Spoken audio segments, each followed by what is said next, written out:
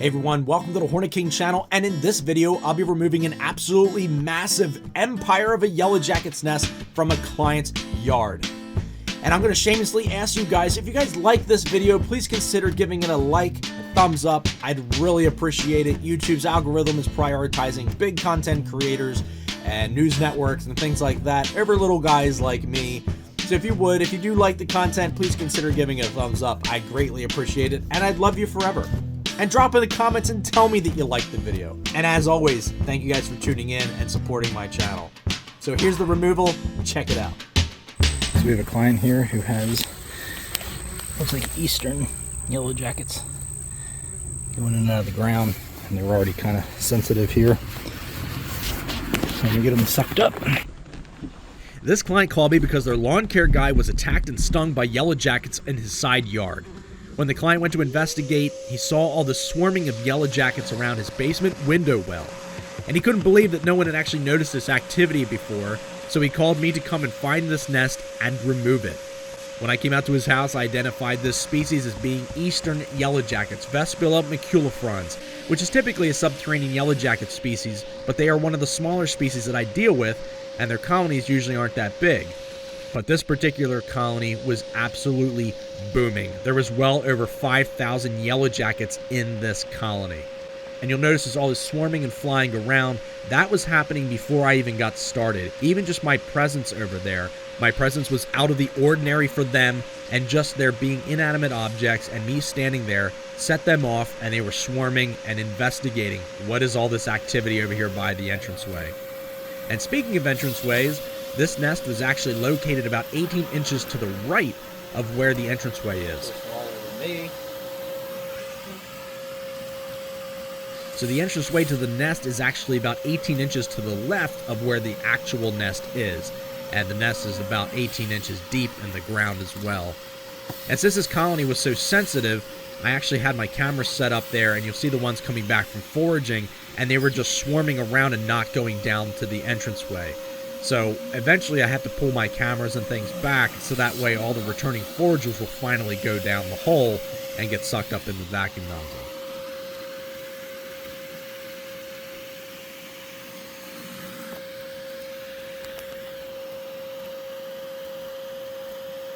As with all of my removals, I sit my vacuum nozzle perpendicular to the entranceway and just do damage control for the first like 10-15 minutes of the removal process. And that's just so I can capture as many of the returning foragers, guards, and workers as I can. I don't want to just start digging up the ground here and exposing the nest and having all this chaos swarming and attacking me.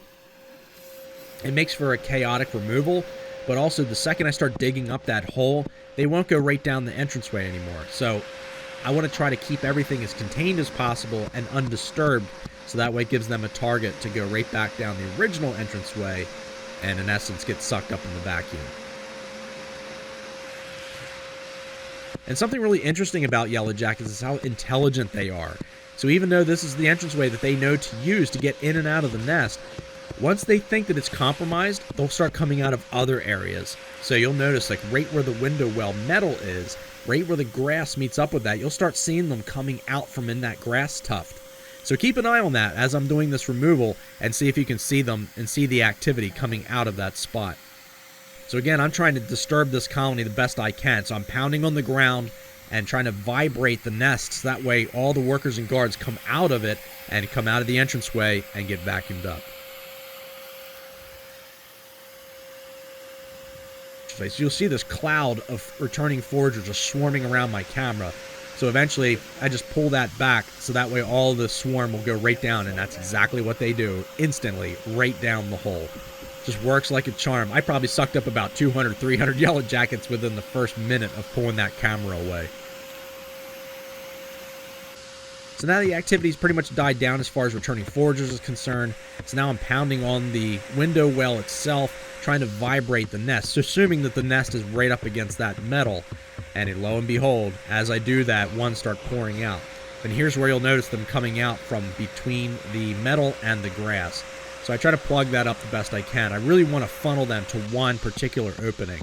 And again, that's another reason why I'll just start digging right off the bat. So now the returning forager activity has died down, which is not completely stopped, because, I mean, I could be there for an hour and a half, and ones will still come back from foraging. It's just the way it is. And once I'm digging a bit, that's actually the top of a part of the nest, a little bit of envelope. So I knew I had to go a little bit more to the right. So I just filled that in a little bit so they don't continue to come out of the hole that I'm digging. And again, just trying to keep as many of them coming out of the original entranceway so I can vacuum them up from there.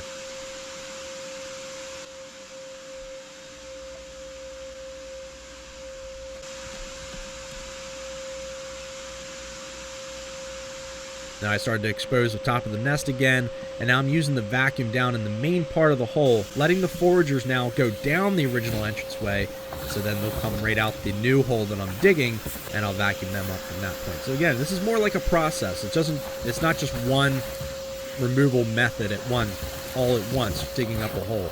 It's steps and stages to the process. And this is just something that I've learned over the years of doing this on my own, and figuring out what works and what makes this more efficient in the removal process.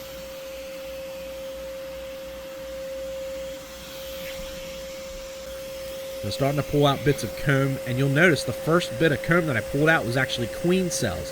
Now, queen cells are typically the last cell structure that they build at the end of the season. So there could be queen cells at the top left of this nest led me to believe that this nest had fallen down and they ran out of space, or something happened inside of that structure that they started building queen cells in a different area than usual. So the disorganized behavior of building here led me to believe that there was actually a structural collapse of this nest, and that's why they started building the comb kind of cattywampus. You'll notice the handfuls that I'm pulling out have very strange structures to them, where the comb are actually more vertical rather than being horizontal. And this particular comb structure I pulled out here, I did not expect that to be more comb. I thought it was just a clump of envelope. When I stuck my hand in there and pulled out that comb, and it just started, all these workers and guards started pouring out of that hole. And I wanted to just let that settle down and put my vacuum nozzle down in the hole and just do some damage control and suck up a bunch of them. But the thing is, when you leave comb sitting exposed like that, the larvae have their own kind of pheromone that will attract workers to it. So now the comb's out of the hole, and then there's a big hole there that wasn't there before, and the original entranceway, it really does take a lot of time for those workers to kind of figure out what they're coming home to. So this isn't ideal to just leave this like this to try to vacuum up a bunch of workers, because they will just continue to swarm in the area. So that's when I just decided to get back into it and start removing the rest of the comb, so that way I can fill in the hole and then put the vacuum nozzle back at the original entranceway, and that way I can vacuum up the last bit of this swarm that's happening.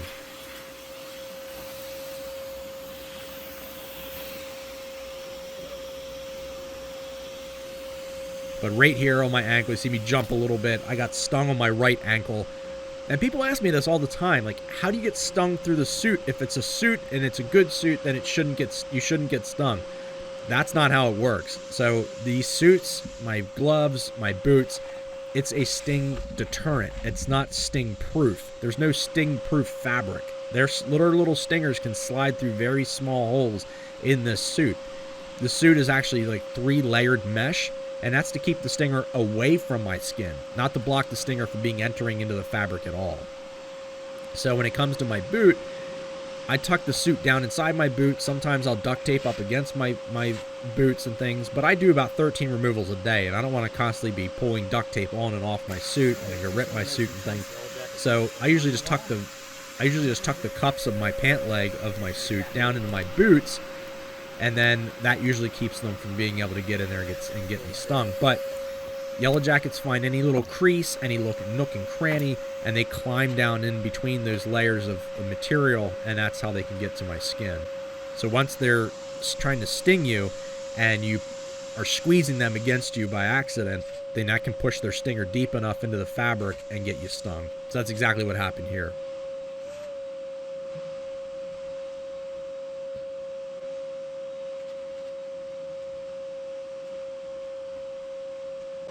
So once I vacuumed up all the comb and got all the workers off of the comb structures, then I can start filling in the hole before I bag up the nest.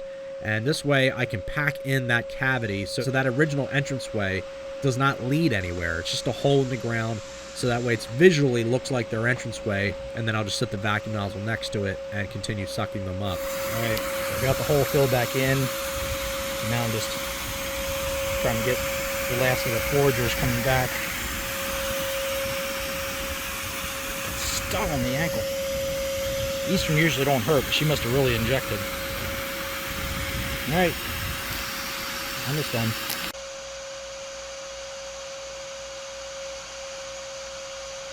It's usually another like 15 or 20 minutes of just letting the vacuum run, and then there won't be any other yellow jackets there, and then it's on to the next removal. Ooh, one of the Ronettes.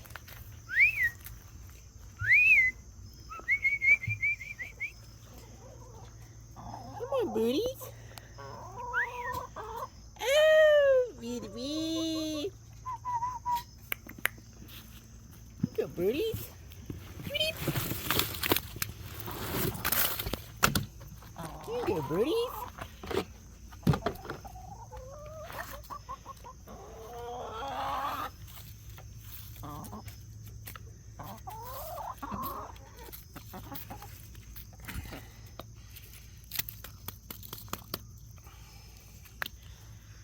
Hello, Doris.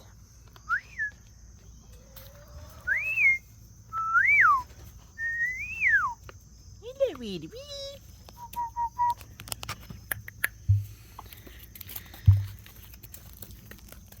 Hello, Doris.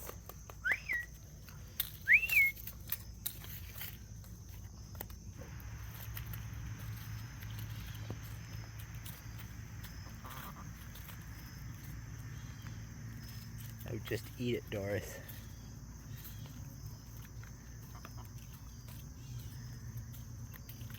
Come on.